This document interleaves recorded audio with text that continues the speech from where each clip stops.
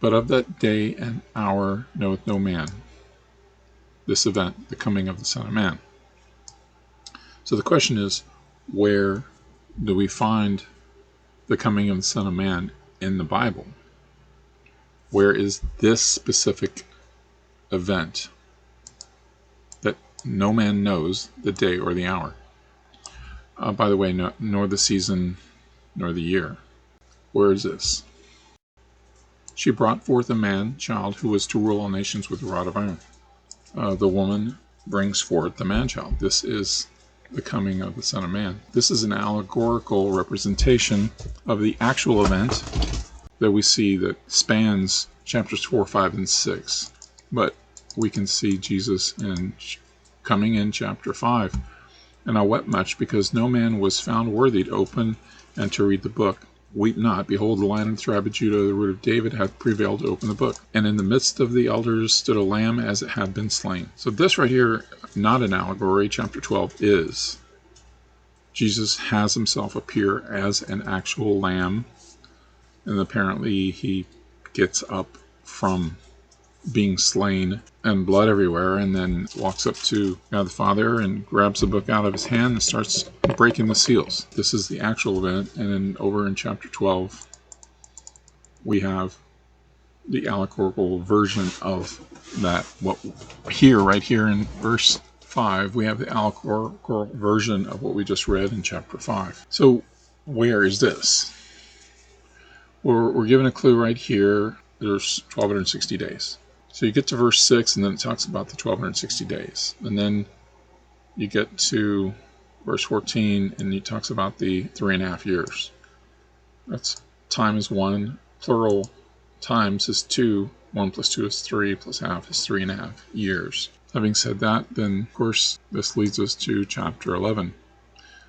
The first two verses belong to chapter 10. The chapter break should be right here in verse 3. And we have 1260 days. Then if you read on, then we have 3 days and a half. 3.5. Just like before, it was 3.5, and here's 3.5. Here it's referred to as days. Over in chapter 12, it's referred to as 3.5 times, and a time is a year. So here, a day is a year. Okay, so why do they want to make this into days when they turn everything, all the other days, into years? The 2300, the 1335, they turn those into years. The 2300 is especially egregious to turn that into years, because this word for days here, 2300 days, there's no Hebrew word there for days. So the actual word is actually two Hebrew words, neither of which is a day. Together, you could interpret it as a day, but by themselves, they are not a day. Evening, and then morning. So, an evening and a morning is a day. That's a good interpretation. Days is a very horrible translation. So what they do is they take the correct translation of evening, mornings, they interpret that as days, and then they interpret the interpretation as years. I say it again. They take the translation of evening, mornings, and then they interpret that as days, and then they interpret the interpretation as years. That's wrong. Everything leads to everything else. There's no escaping how everything is related to everything else.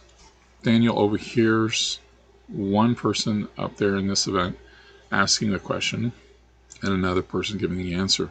And the answer is 2300 days, then shall the holy be justified.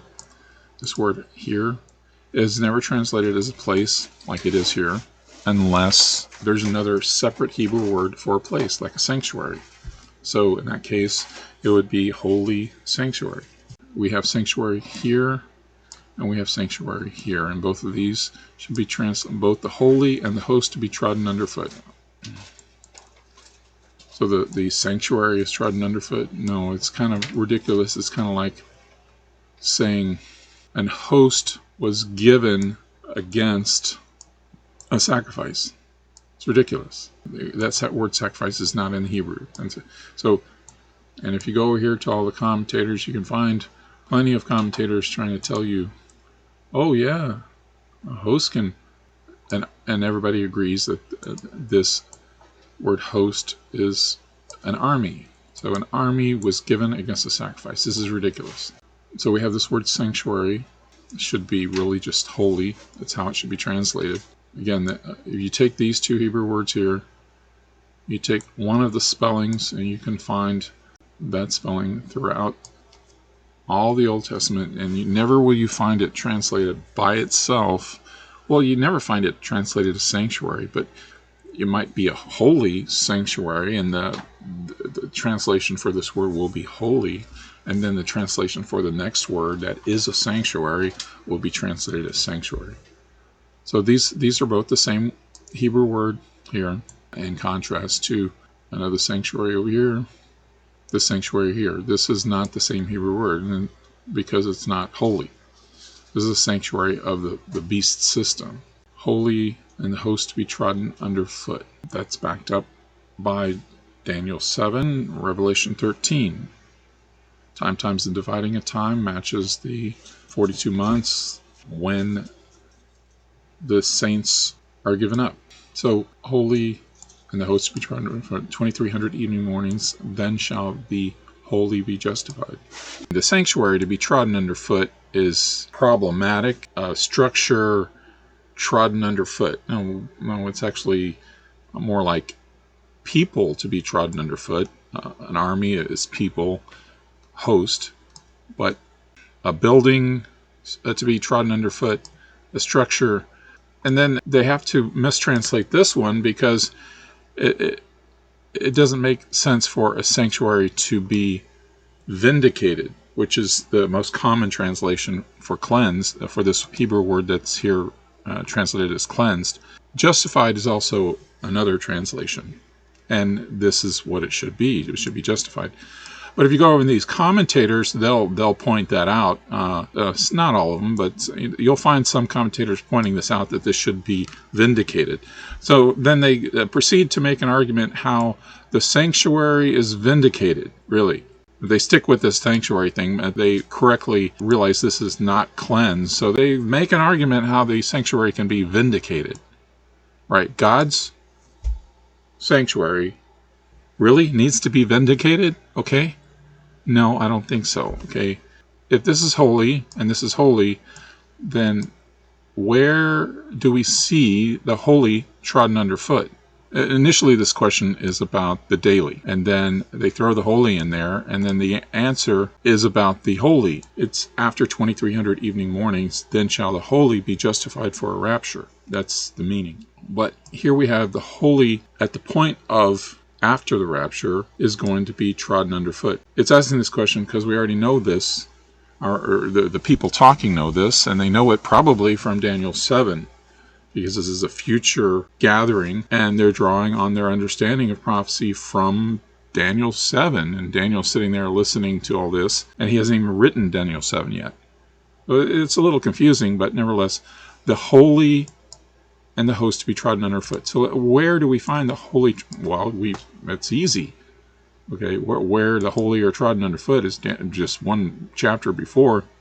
Daniel chapter 7 verse 25, and shall wear out the saints of the Most High, and think to change times and laws, and they shall be given into his hand until a times, and dividing of time. Mentioning this, now we have to distinguish the other times, which is Daniel 12:7. And I heard a man clothed in linen, which was upon the waters of the river, which held up his right hand and his left hand unto heaven, and sware by him that liveth forever and ever, that it shall be for a times and a half, and when he shall have accomplished to scatter the power of the holy people. Again, this concept repeating throughout Daniel 7, Daniel 8, and now Daniel 12, of the holy being trodden underfoot. So it's kind of giving you an understanding of why they're trodden underfoot here, because when the power of the holy people are scattered, then they're scattered because of the rapture. And that happens at the end of this times and a half. So that's why it's mentioned here. So at the end of the times and a half that we just talked about in Revelation 12, And I say that 3.5 days is also the same 3.5 years in chapter 11. This accomplishing to scatter the power of the holy people. So diminishing the power of the holy people, because all those that can be raptured are raptured. So those who are left don't have the authority to be raptured. Well, they have a lot less authority to be protected also.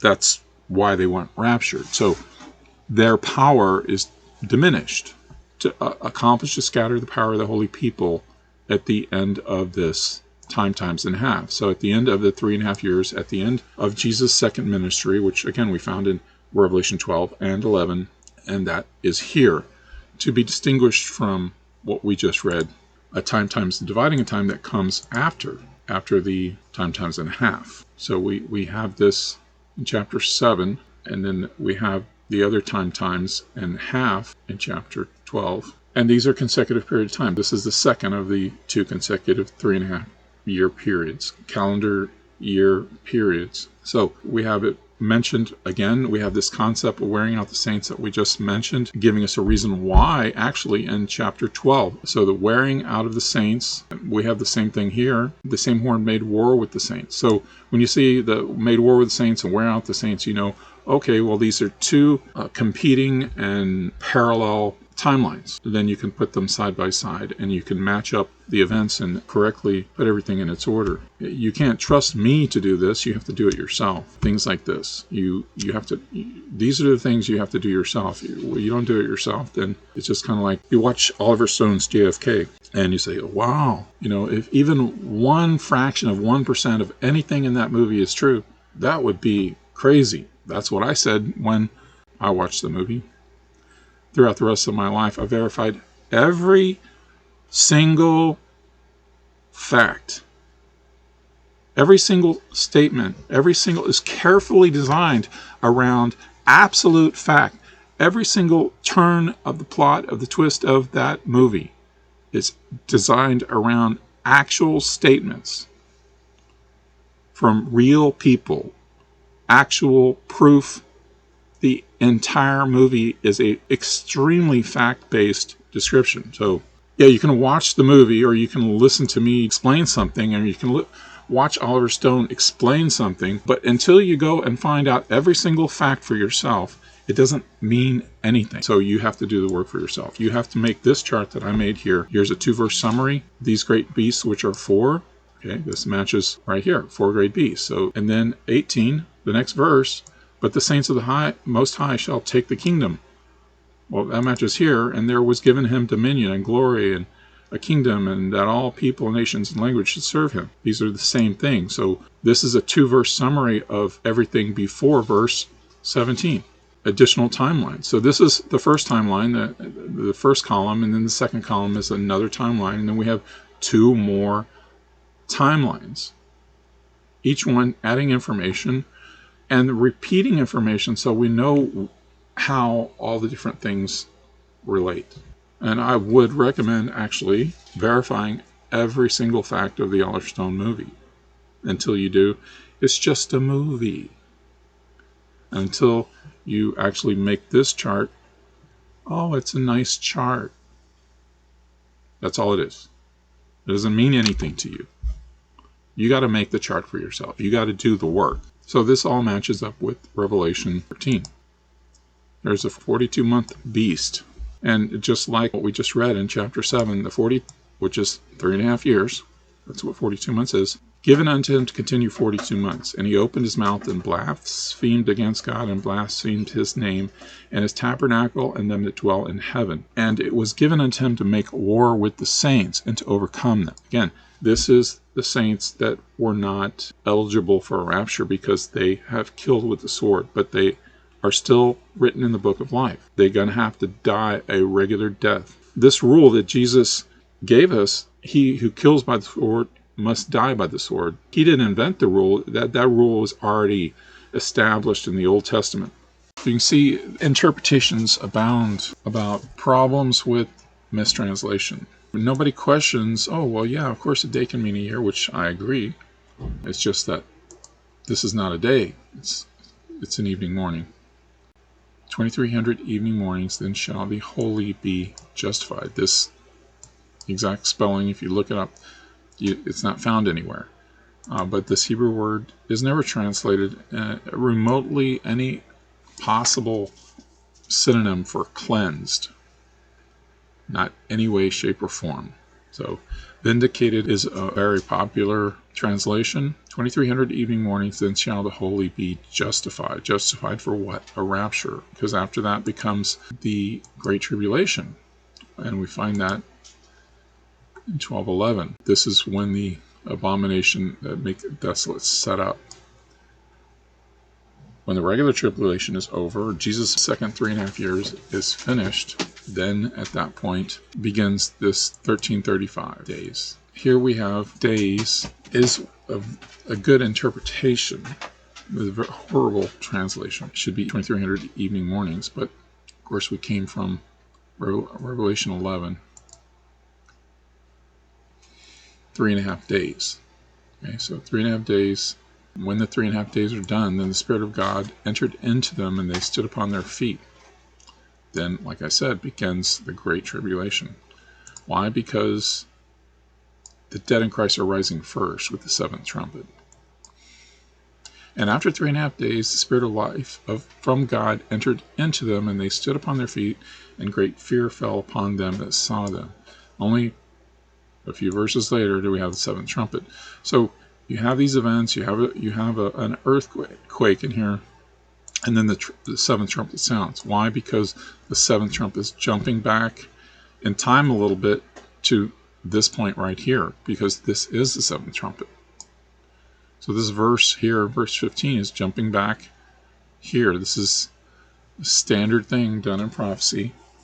You'll see it over and over, especially in Daniel, where they tell you a little bit, and then they jump back, and they tell you a bit more about what was already told to you, an event that was already explained, now adding more to it. This is that 3.5 days is a time times and a half here. Our subject matter is this is what we're trying to get at here. But of that day and hour knoweth no man, the event of the coming of the Son of Man, which I keep saying is right here. And she brought forth a man-child. Okay, so we have to really get into this chapter 12 in order to explain what's going on here. Because everybody wants to make the woman Israel. Because why? She being with child, travailing in birth, and pain to be delivered. Okay, so everybody knows what that means. That means that the woman is going through the tribulation. The tribulation is a horrible thing to go through. It's not a walk in the park. It is actually analogous to a woman being with child and the pains of childbirth. That's what the tribulation is analogous to. So to get away from this whole issue of the woman having to go through the tribulation, they say, well, they say the woman is Israel. Well, of course, Israel has to go through the tribulation because they don't believe in Jesus, right? But the fact is, the woman is not Israel. We have the sun and the moon and the stars over here. Joseph, behold, the sun and the moon and the 11th star made obeisance to me. And his father rebuked him and said unto him, what is this dream that thou hast dreamed? Shall I and thy mother and thy brethren indeed come down and bow down ourselves to thee, to the earth? Well, his mother didn't make it to Egypt. So, I mean, that's what he thought the interpretation is. But that's obviously not it then. Right? So we're left to our own devices here to figure these things out.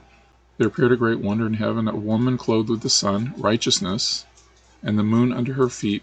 The Old Testament, the state of Israel, the Jews, that's the foundation of Christianity. And upon her head a crown of 12 stars.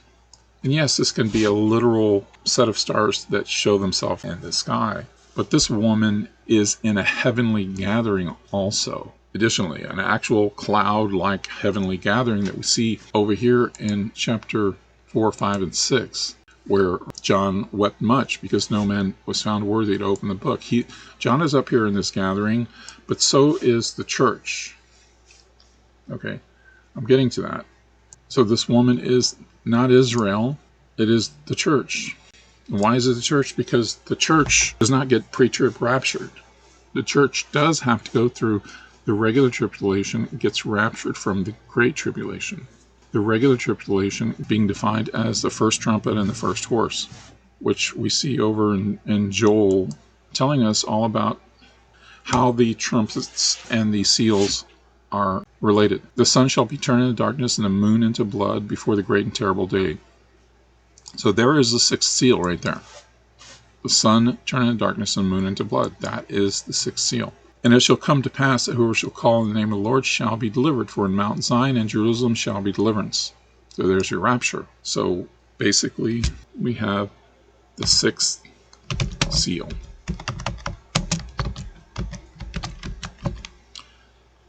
And then in 231 is the sixth seal, 232 is the seventh trumpet. Okay, so that tells us the order right there, because after the seventh trumpet comes the seventh seal, and before comes the sixth trumpet. We make these projections from these facts. From facts, projections can be made, because otherwise there's no other verse that gives us any clue about the relationship between the seals and the trumpets. Here we have of desolation, 8074. This exact spelling is found either in 1131 or 1211. 1131 or 1211. And there it is translated, here it is, 8074, that maketh desolate. Of desolation or that maketh desolate. I don't care. It doesn't matter to me. However, I'm not going to try to trick people, and I'm not going to say in the New Testament of desolation, and then you go look for of desolation, and all you find is chapter 8. You don't find 1131 and 1211. The chapter 8 doesn't have this word for abomination. So it's not correct to associate it with chapter 8. That it says that Daniel spoke about, right? Of desolation, that is used in the New Testament, that phrase. Again, I don't care which term you use. They're playing wordsmithing games so that Jesus' words in the New Testament can be tied to chapter 8, which that verse does not talk about the abomination.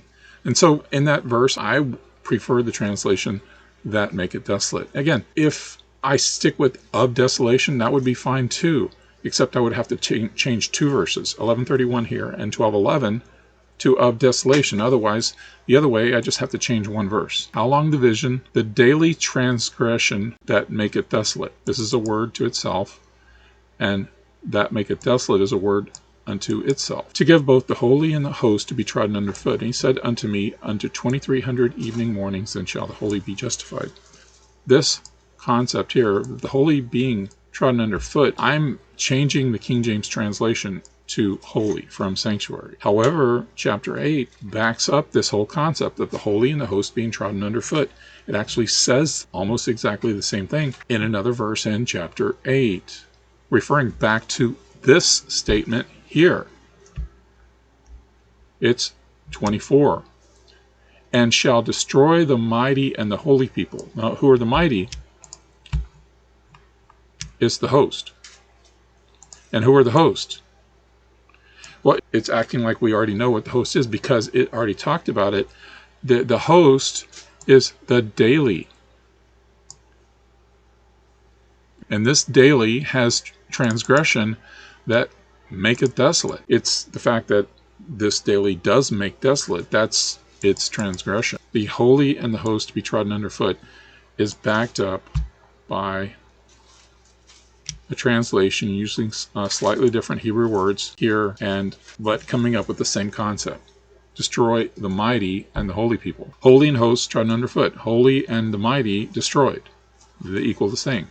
One is in the clarification section of chapter 8, and the other one is interpretation. Clarification is the question and answer session, okay, and then that follows the 2-verse summary that we saw, that I showed you in chapter 7, which is also in chapter 11. Chapter 7, 8, and 11 have a 2-verse summary ending the main body of events. And in chapter 8 we have the same thing, but after the 2-verse summary, before more timelines start, in between there's something new. There's a question and answer session that Daniel overhears. Revelation 12, we have this 1260 days. After that comes a time times and a half. Now notice we're in chapter 12, and all I'm doing is going just a few verses. There's only 1, 2, 3 verses left in chapter 12, and we're jumping to chapter 13. And then we only go just a few verses, and we get to the 42 months. You see that? So 3 verses after the time times and a half in chapter 12, and then 1, 2, 3, 4, 5 verses, and then we get to 42 months. Do you see what I'm saying here? Chapter 12 and 13 are consecutive series of events. Time times half in chapter 12. Okay.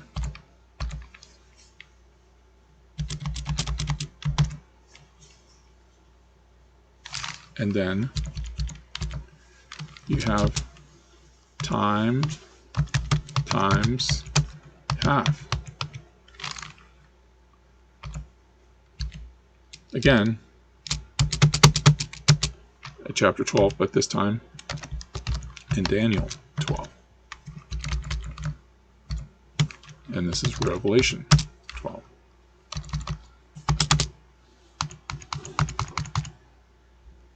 Now, in chapter 12, we have 1,260 days. Then we have time times and a half. And then comes Revelation 13. This gives us 42 months. Daniel 7, we have time times and dividing. This is the clearest possible way you're ever going to get anything to line up. The 42 months says the saints will wear out. In Daniel 7, it says the saints are going to wear out during this time times and dividing of time in chapter 7, and it says it twice, and it backs it up in chapter 12. That after this time times and a half, then the saints are going to be worn out. It's a question and answer session there in chapter 12. What are the end of these wonders? Well, the end of the wonders are the seventh trumpet. You have the same water scene, not the exact same water scene, a different point in time, but you have the same water scene, and the main person in this subject of this water scene is Jesus again, that we see chapter 12 of Daniel and chapter 10 of Revelation. And in both situations, they're basing everything around the seventh trumpet. Because when the seventh trumpet sounds, then begins the time times and dividing of time, and this is when the saints are worn out. In chapter 12, and when he shall have accomplished to scatter the power of the holy people, all these things shall be finished. What's finished? The time times and a half. Okay, that's what's finished. And the holy people are raptured. The seventh trumpet sounds. That's the ending. As far as we're concerned, that's the ending. Except for a few people who have killed with a sword, they're going to have to endure. And that's the choice they made. We make choices, okay? No doubt, okay? But we make choices consciously, and then we make choices consciously, okay? We decide to not prepare ourselves for the tribulation. What are you going to do to prepare? When the Day of Atonement comes, there's something you can do that you're not supposed to go to church to do it. You're just to do it in your own quiet space, in your own time, in your own whenever you want to do it. You do the Day of Atonement. It's something between you and God. It's something that you do. And it says that if you don't do that, quote unquote, afflict your soul. If you don't do that, there's consequences. You're cut off from among your people. What does that mean? It means you are not eligible. If you're cut off from among your people, you're cut off from this right here. The woman, the church, your people. You are cut off from among your people. Who is your people? The church. Other Christians. So I would recommend, if you ever wanted to do the Day of Atonement, you've never done it, I would suggest maybe you should try doing it, maybe. If you don't do it in a church, you don't do it in front of anyone, you don't do it with anyone. It's between you and God, something you do by yourself. Everybody does it. And the only person who knows that you did it is God. So you don't want to take part in the Day of Atonement. There are consequences for that. Jesus didn't come to abolish the law, but to fulfill it. That doesn't mean that just because he came that we don't have to afflict our soul anymore. Once a year on the Day of Atonement, Tishri 10, Jesus didn't come to abolish the law. He came to fulfill the law. You have 1260 days, and then you have a times and a half. And again, there's only 3 verses left in chapter 12, and we find ourselves now in 13, and you only go 5 more verses, and you got the 42 months. So you have 1260 days, okay, and then you have times and a half in both Revelation 12 and Daniel 12. Then you have the 42 months, both in, or 3.5 years, either way you want to look at it, in both Revelation 13 and Daniel 7. Daniel 7 adds something else that's not found anywhere else. It adds the season and a time. A year and 3 months. So 15 months. You have the 2300 evening mornings, and then after that there's a day for all the dead in Christ to rise. Imagine all human beings from all of human history are going to rise all in one day. It doesn't say that anywhere. I'm just my opinion. And then 1335, and this is equal to 3,636 days. So this 2300 ends with the end of the times and a half. And the 1335 then begins with the beginning of the 42 months, or the times and dividing in time. So this is the tribulation. This is the Great Tribulation, and all together this is the tribulation and Great Tribulation. The Old Testament does not refer to this 1260 days in terms of a length of time. I believe it's about 4 years long, as opposed to closer to 3.5 years, because the sun is 7 times hotter. The earth is shaken like a drunken man. The earth is moved out of its place. If it's going to be 7 times hotter, then the earth is going to be closer to Venus's orbit than it is now. Okay. And so the amount of time in a year is going to be a lot less. So if this looks like a lot of time, it's not as much time as it looks like, because these are denominated in a solar year. But this is not denominated in a solar year. It's just denominated in how long it takes for the earth to spin. Revelation tells us at 1/3 of the day and 1/3 of the night is missing. So even that's shorter. This 1260 days isn't even as long as it seems. And the shortening of it is related to the shortening of the 1260 days. It doesn't happen at the beginning. It happens at some point during. But the Old Testament does refer to this period of time. You have the war between the north and the south in chapter 11. And the south beats up the north, and the north beats up the south, and then it just keeps going back and forth and back and forth. And here, during this battle between the king of the north and the king of the south, it's an alliance that the king of the north presides over, an alliance that the king of the south presides over is what it is. And it says in the King James, after certain years. Okay, but that's not a good translation. I mean, they come here and come to this point, and you might as well not say anything if you're just going to say after certain years. Well, of course. However, if you just take the Hebrew exactly, then that term is actually translated at the end of the times of years. At the end of the times of years. At the end of the times, years, some do that. There's some other translations who do that.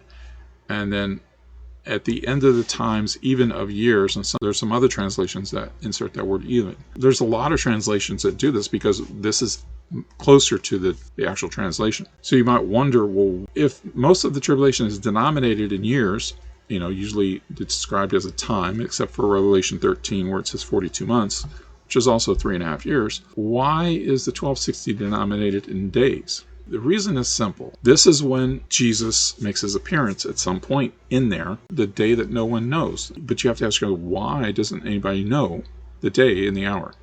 It's because They don't know the day or the hour, but most importantly, they don't know the year and they don't know the season. And the reason for this is because the sun and the moon are darkened. There's different variations. Sun and moon are darkened throughout the tribulation, coming and going. Okay, but at this point, when Jesus appears, the sun and the moon have been completely dark. You can see that it's daytime, but that's about it. You can't see the stars. If you can't see the stars, you can't make a calendar. And you're going to have to make a new calendar, like I said, because the earth has been moved out of its place. They're not even bothering counting seasons or months or anything because they can't see the stars. Nobody's bothering with that. They got bigger fish to fry. Environmental issues that are affecting their everyday life. So I will tell you, I believe that Jesus comes on Tishri 10. However, so I know the day, right? I'm saying I know the day, Tishri 10, yes. So I'm saying I know the day that Jesus comes, right? No, I'm not. Because, yes, he comes on Tishri 10, but the appearance of him, the day that God decides to have Jesus appear as a lamb as it had been slain, and the woman gives birth to the man-child that will rule with a rod of iron, when this event happens, that God decides the timing of this event, that will be a declaration of the beginning of a calendar, of the new calendar, and for instructions for his people to start counting a new calendar. Because unless you have a starting point, there's no point in having a calendar. Now, at that point, you may not be able to see the stars, but you can count the days. It gets brighter and darker, brighter and darker. You can count the days. And later on, when you can establish a count, you'll know how many days there were, and you know that from the time when Tishri 10 was instituted by God, by having Jesus appear as a lamb as it had been slain. So Tishri 10 is declared by God on a specific day. And from that point, we will develop our calendar from that. Even if we can't see the stars, because we can count the days, we can see it light and dark, light and dark. Then when you can see the stars, then we can start to develop a calendar and backwards counting the days from the beginning of our calendar. So this is the reason why nobody knows the season. And I'm aware of the passage where it says that you do know the season. We do, okay? But that passage is not saying that. It's saying the opposite. Because we do know the season, but we don't. Okay, I just explained why right now. That specific passage is saying that we don't know the season. At the end of the times of years, when people have stopped counting calendars, time, have stopped counting years, have stopped counting months, when this event happens, it'll be known as the end of the times of years. And that's why the King James doesn't translate it that way, because they don't understand that. Well, I understand it just fine, okay? It's during a period of 1,260 days, somewhere at the point when you can't see the stars. And nobody bothers counting calendars because why? They know it's 7 times hotter, the sun is 7 times brighter, and we're not in Kansas anymore. Okay, we're not in a Gregorian calendar, we're not in a Julian calendar, we're not in any kind of calendar anybody has ever known, except for the exception of possibly before the flood. Like I said, there's less time in a day, there's less time in a year. This much I can pretty much guarantee. Let's say before the flood, we were also in a similar orbit. First, the flood happened, and we pulled back further from that closeness to the sun, and then the sun stood still. We've pulled back a little bit more, not as much as the flood. And then Hezekiah's calendar went 800 years later, by the way, from the sun standing still. Hezekiah's sundial went backwards. So the sun went backwards, okay? So the sun standing still for Joshua is one thing. 800 years later, though, the sun went backwards in the sky, okay? That's for Joshua, the sun stood still about a whole day. For Hezekiah, the sun went backwards, okay? And that's when every single calendar on the face of the planet changed from a 360-day calendar to a 365-day calendar. In Hezekiah's 14th year, when the sun went backwards, okay? The Egyptians, the Chinese, everyone, simultaneously, everyone on the face of the planet, it took them a while to figure it out, maybe a few years to figure it out. Egyptians and the Chinese, it doesn't take them more than a year or so to figure things like this out. Everybody changed their calendar from a straight 360 calendars to a leap month, a leap day, and all kinds of things like that. It didn't exist before. and then eventually to a 365-day calendar. And it's all based on Hezekiah. So I mention all this because we're going back to a calendar that, not exactly, probably not close either, because God said he would never destroy the seasons the way he had done before. Apparently there were no seasons. So it's going to get closer to the way it was before the flood, but not so close that there's no seasons. So it's not going to get that bad. But that explains why people lived 1,000 years, because there wasn't as much time in a year. If people lived the same amount of time on both sides of the flood, this is just a theory. So what I'm saying is, immediately after the flood, people used to live 400 years long. Then it dropped to 200, and then shortly after that, it dropped to 100. But immediately after the flood, people lived to be 400 years long. Now, if people used to live to be not 1,000 years long, but 400 years, not that I'm saying the Bible is incorrect by saying 1,000 years, that was correct. I mean, a person would live and the earth would go around the sun 1,000 times. But that doesn't have anything to do with comparing it to time that we consider now, because we're in a different orbit now. We've already been changed twice. The sun stood still that we know of, and then 800 years later, the sun went backwards. Now, the only way that can happen is if the earth is pulled away from the sun. That's what happened. So the earth was pulled away that we know of, 800 years difference from the sun, but the calendar really changed at the flood because there was a canopy above the earth of water, and it prevented radiation from the sun coming down and damaging our DNA, allowing us to live 4 times longer, 400 years long. That's what was going on, and that's the math behind why 400 turns into 1,000. And you can look at the time before the flood. On average, their first child would be at the age of 100. Okay, and then after the flood, then the age of the first child on average would be at 35 or 30, something like that. That gives you a clue of how things really worked. You have to look at those numbers and kind of put them all down, and a dividing line being the flood. And just a few hundred years after the flood until Peleg was born, we're going back, we're getting closer to the sun. We're going to have another canopy, and DNA is going to last longer than it used to last. Here's a visualization of what I was talking about before.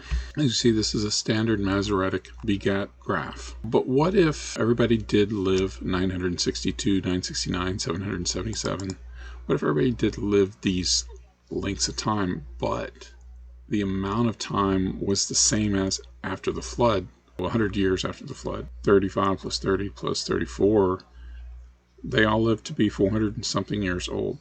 So what if the length of time right immediately after the flood was the same as before the flood? What if the canopy above the earth didn't completely dissipate because of the flood? Maybe it took 100 years to dissipate to this point here where people were living 239. So the earth was literally moved drastically.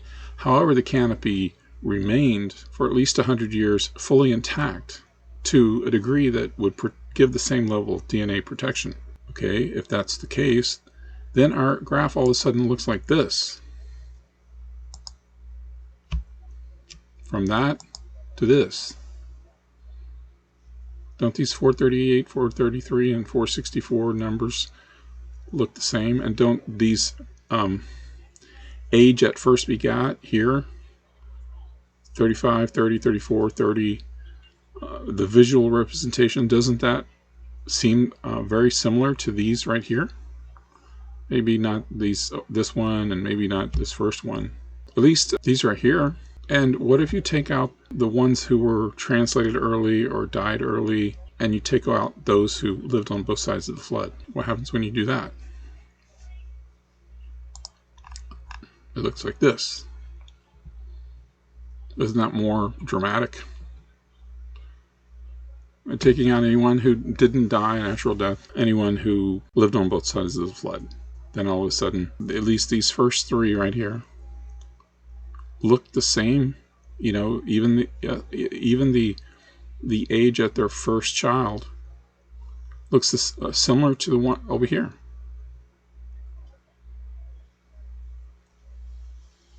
But really, even before the flood, doesn't that tell you something, that someone waits till they're 70 or 90 or even 65. 65 is the earliest age someone has a child. Doesn't that give you a clue to what's really going on? Revelation 12 is to understand this event, the coming of the Son of Man, which is right here. She brought forth. We have to understand everything related to this chapter, which is basically you have to understand the tribulation. But it is true. You have to understand quite a bit just to understand this, because here's the problem. All right, remember this chart that I had. Now, what they do, whatever pretty much everybody does, you can see that I have these equaling, right? Revelation 11 in here. So we're going to have to put Revelation 11 in here.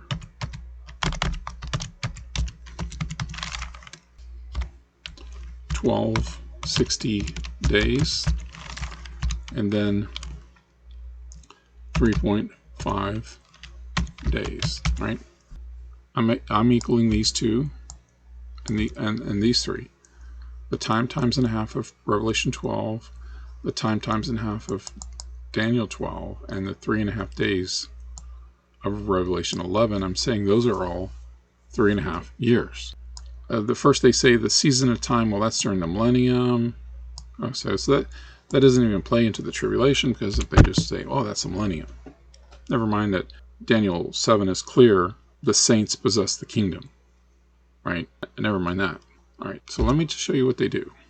We'll make another graph here. What they do, and we'll just take all these Revelation and Daniel's out, because we got to make it simpler, because it's going to get a little different. So these are equal. That's fine, right? You know, should be able to agree on that, huh? But then what they do is they say that's equal to this. And then after that comes 3.5 days. And then for 2 months is equal to this. So I'm going off the page now. That's what they do. That's what some people do. And some people are a little more reasonable. And what they do is they say, okay, yeah, there's 1260 days. And then there's time times in half. But the time times in half equals to 42 months, which equals dividing a time.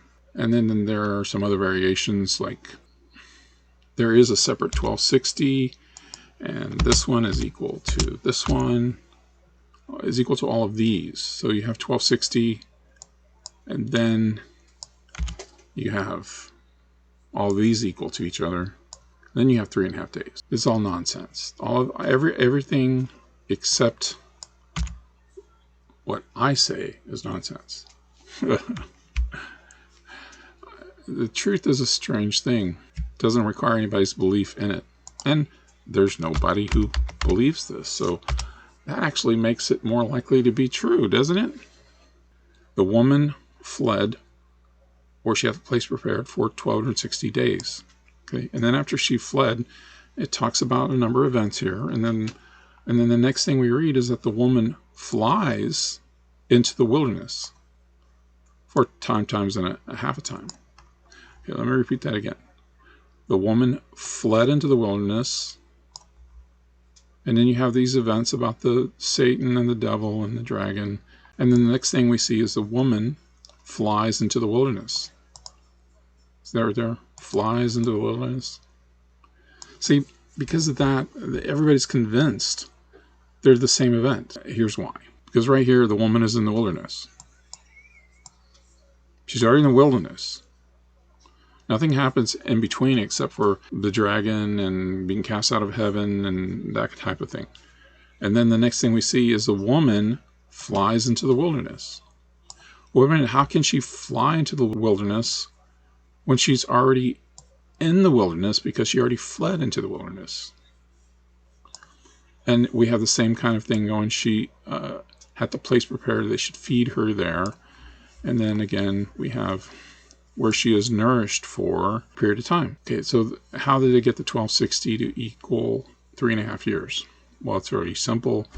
They say that each year is a prophetic year, and there's 360 days in a year, and 3.5 times 360 is 1260.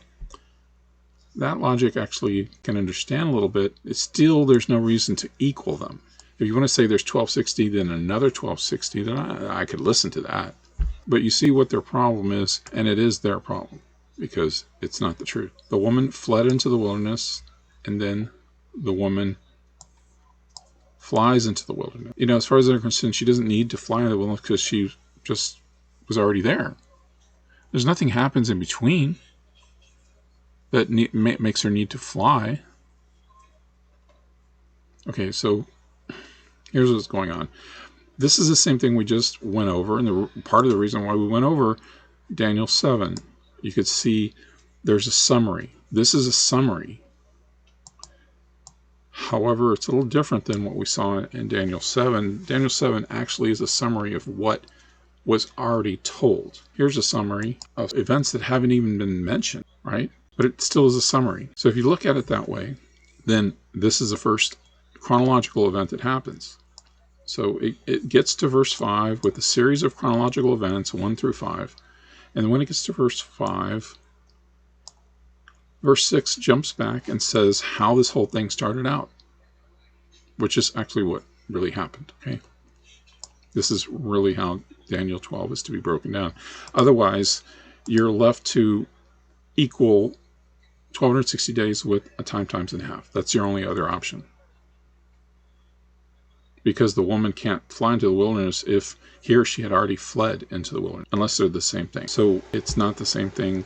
You have a series of events up until verse 5, and we need to go over them. There appeared another wonder in heaven. Behold, a great red dragon, having 10 horns and 7 crowns upon his head. And his tail drew a third part of the stars of heaven to cast them to the earth. And the dragon stood before the woman, which was ready to be delivered, for to devour her child as soon as it was born. And she brought forth a man-child who was to rule all nations with a rod of iron. We'll skip over verse 6 for now, because this is the next series of events. But we don't actually need to read any of this.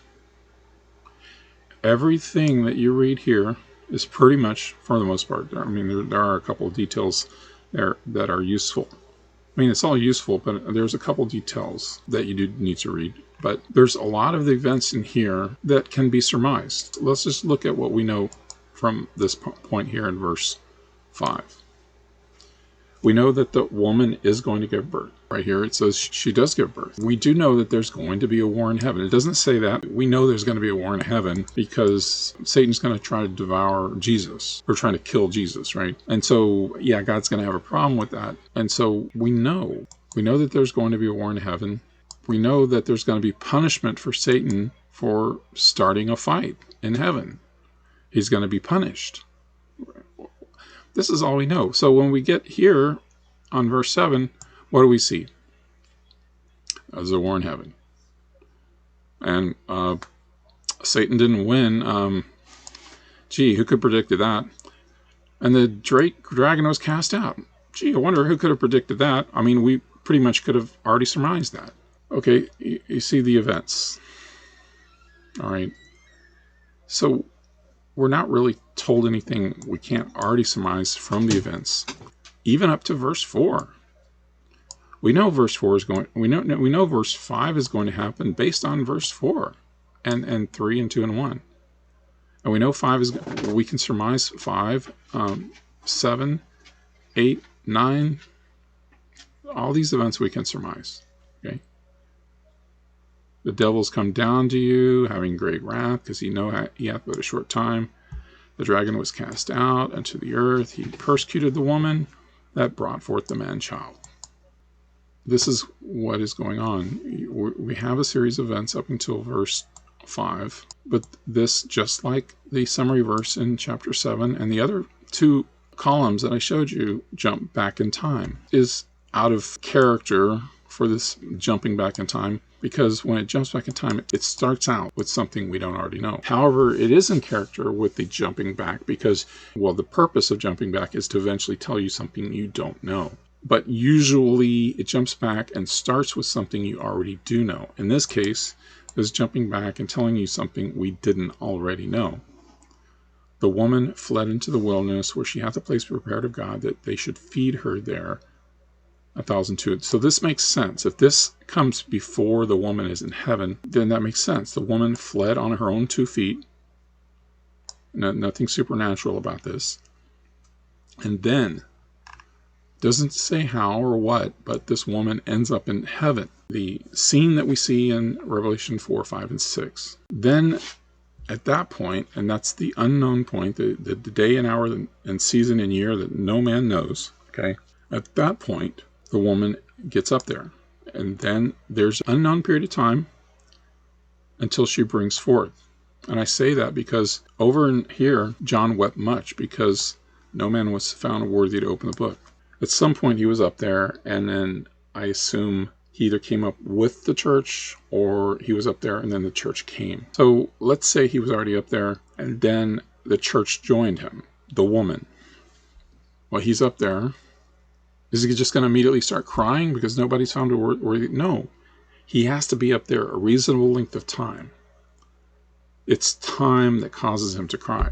There is a significant period of time from the time the woman appears in heaven until Jesus comes forward. So the woman flees into the wilderness where she hath a place prepared of God. Right?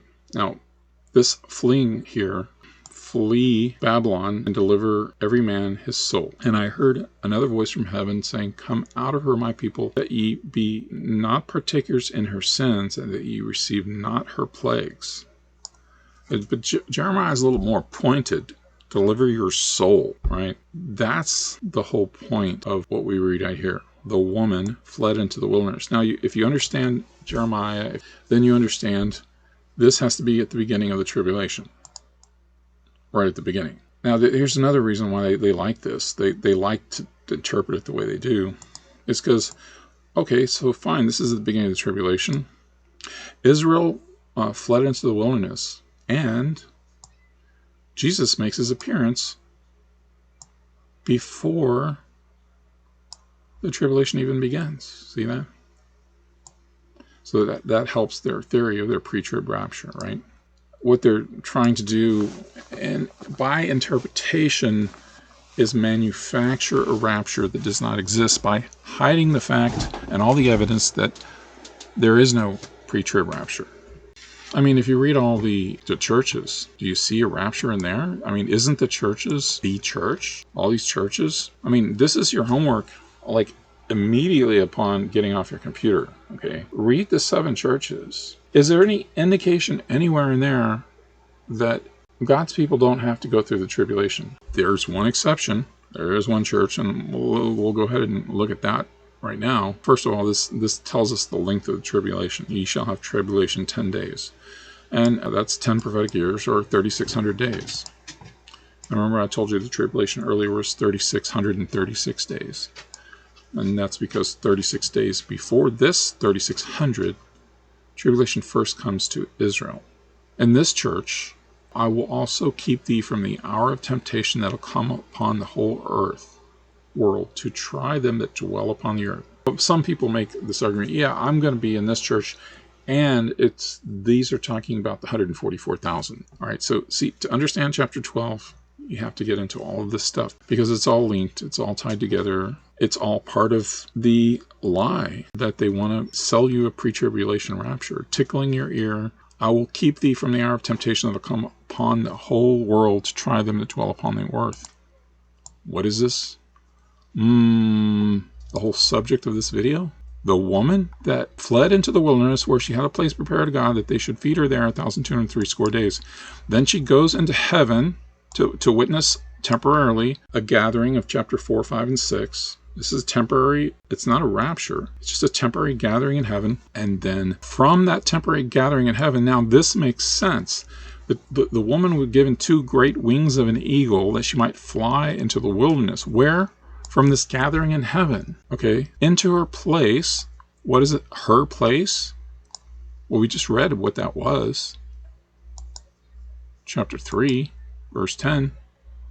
Her place. I will also keep thee from the hour of temptation that will come upon the whole world to try them that dwell upon the earth. This is her place, to be kept from the hour of temptation. The woman is kept from the hour of temptation that will come upon the earth because she fled into the wilderness where she had the place prepared of God that they should feed her there 1,260 days. She gets a temporary gathering in heaven. Who knows how long? I'm just thinking maybe a few months. And then all of a sudden, from that gathering of heaven, the woman is given 2 great wings of an eagle, that she might fly into the wilderness, back where she was, but she's flying from this gathering in heaven, as it says, okay?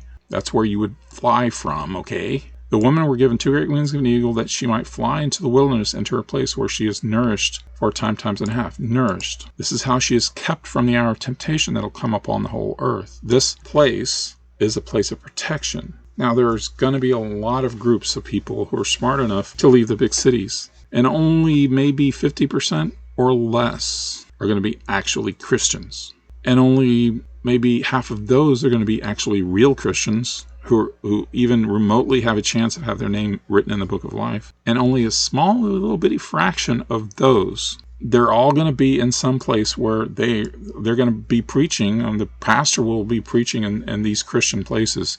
Well, this is the place that the woman fled into the wilderness. If you see guns around, if you see tanks, if you see AK-47s, and you see all that, that's not it. God doesn't need to protect your place with guns.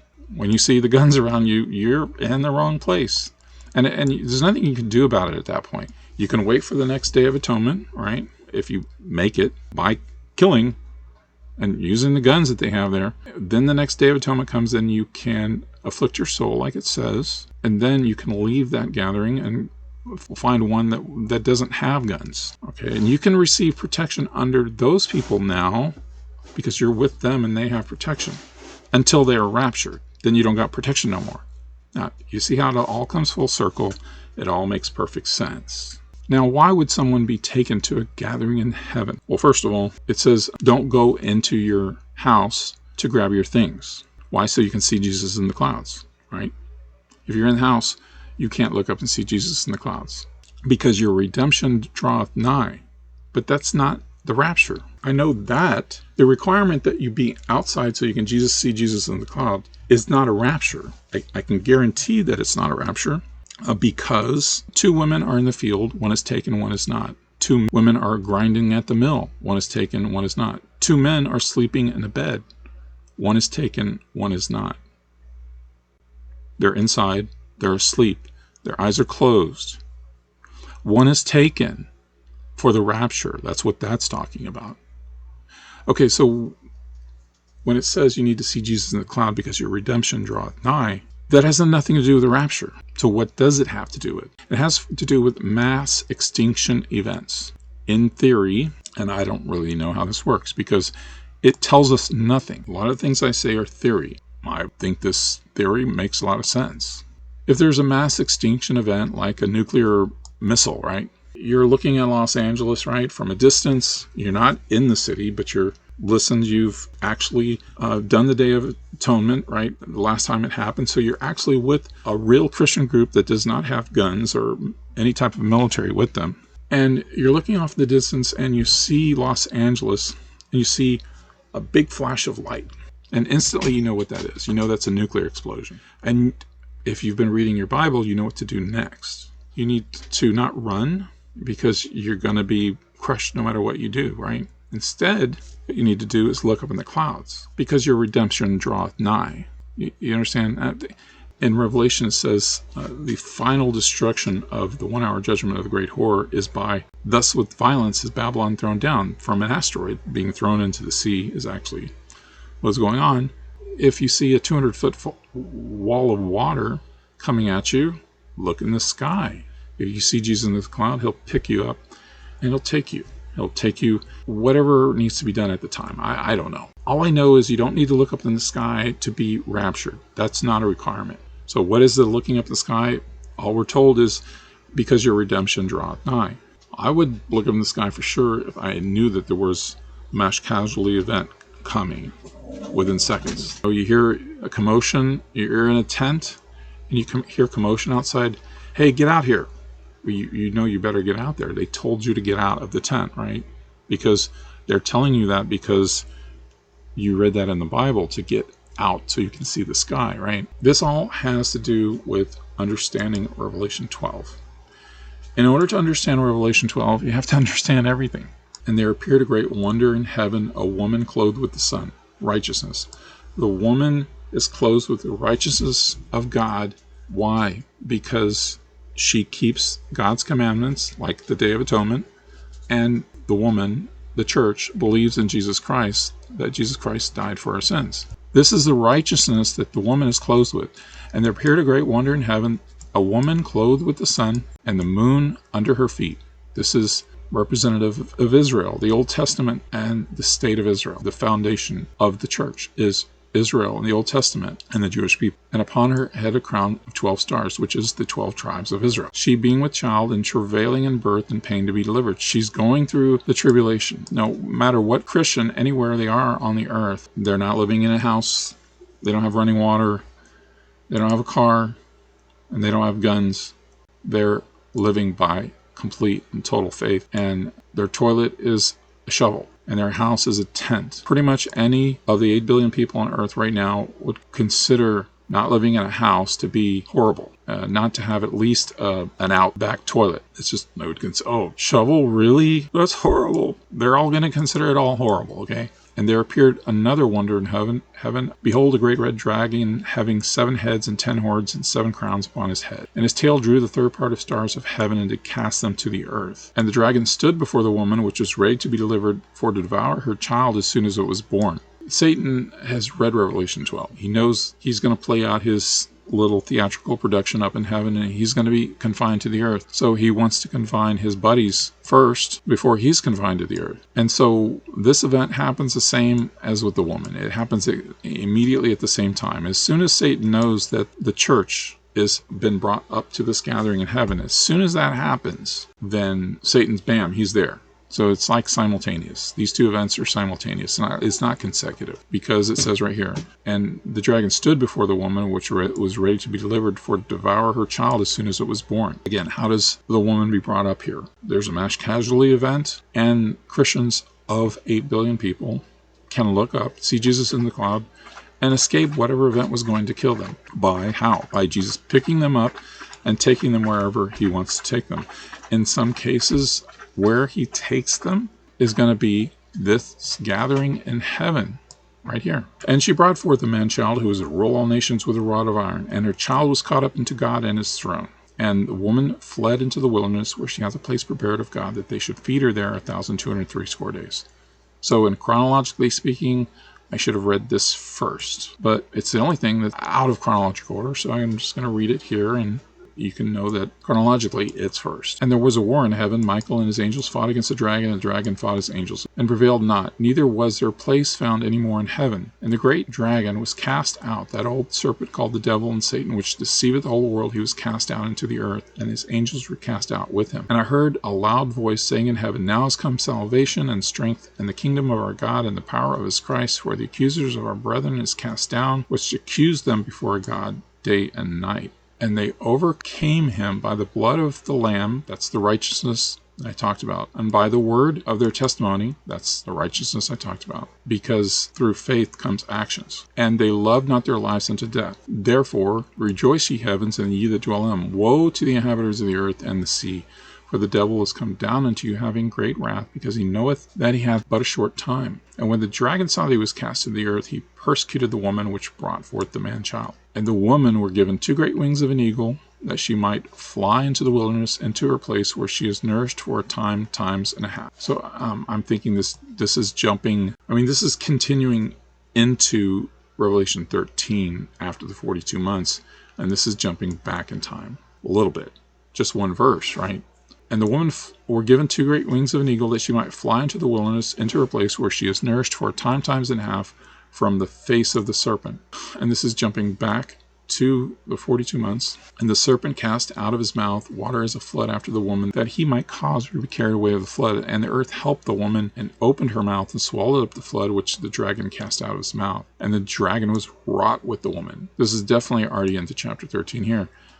And the dragon was wroth with the woman, and went to make war with the remnant of her seed, which keep the commandments of God, the Old Testament. Okay, Jesus Christ came to fulfill the Old Testament, the law, and have the testimony of Jesus. This is part of the woman being clothed with the sun. This is part of the righteousness of the church. having the testimony of Jesus. This series of events continues. This is jumping back in time to the end of the times and dividing a time. Because as soon as that was said, it seemed to just jump all the way into Revelation 13. And I stood upon the sand of the sea, and saw a beast rise up out of the sea, having 7 heads and 10 horns, and upon his horns 10 crowns, and upon his heads names of blasphemy. And the beast which I saw was like unto a leopard, and his feet were the feet of a bear, and his mouth the mouth of a lion. The dragon gave him his power and seat and great authority. And I saw one of his heads, as it were, wounded to death, and his deadly wound was healed. This is America. This is the great whore. The great whore was one of the heads, and it was destroyed. It was completely and utterly destroyed at the finale, that at this time is past tense, of the 1 hour judgment of the great whore. And so what happened during this 1 hour of the judgment of the great whore, the beast sent groups of people into America, and they gathered select groups of Americans, and they evacuated them to all of those empty cities we see in China. There you go, empty. You got lots of lanes, 3 lanes, but empty. Huge cities, but empty.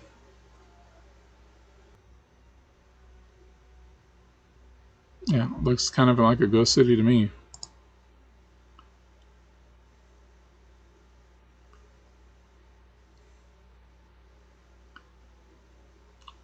There's nobody on the beach. So, and I saw one of its heads wounded to death, and his deadly wound was healed. The American culture will be reanimated in a new land, but it'll be the American culture, people who speak American English, and they have children. The American culture will be reborn. They will temporarily keep them in these cities. And they worship the dragon, which gave power unto the beast. And they worship the beast, saying, Who is like unto the beast? Who is able to make war with him? And there was given unto him a mouth speaking great things and blasphemies, and power was given unto him to continue 42 months. And he opened his mouth and blasphemed God, and blasphemed his name, and blasphemed his tabernacle. And it was given unto him to make war with the saints and to overcome them. Why? Because the woman has been raptured, and there are remnants of the woman left. The remnants ever seed, as it says. And all that dwell upon the earth shall worship him, whose names are not written in the book of life, of the Lamb slain from the foundation of the world. If any man hear, let him hear. He that leadeth into captivity will go into captivity. He that killeth with the sword must be killed with sword. Here is the patience and the faith of the saints.